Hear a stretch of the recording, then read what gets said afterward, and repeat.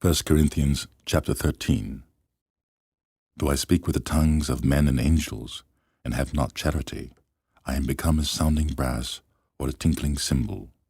And though I have the gift of prophecy, and understand all mysteries and all knowledge, and though I have all faith, so that I could remove mountains, and have not charity, I am nothing. And though I bestow all my goods to feed the poor, and though I give my body to be burned, and have not charity, it profiteth me nothing. Charity suffereth long, and is kind. Charity envieth not. Charity vaunteth not itself, is not puffed up, doth not behave itself unseemly, seeketh not her own, is not easily provoked, thinketh no evil, rejoiceth not in iniquity, but rejoiceth in the truth, beareth all things, believeth all things, hopeth all things, endureth all things.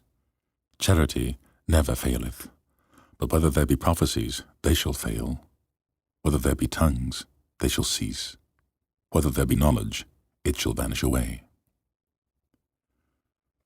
For we know in part, and we prophesy in part. But when that which is perfect is come, then that which is in part shall be done away. When I was a child, I spake as a child, I understood as a child, I thought as a child. But when I am become a man, I put away childish things. But now I see through a glass darkly, but then face to face. Now I know in part, but then shall I know, even as also I am known. And now abideth faith, hope, charity, these three, but the greatest of these is charity.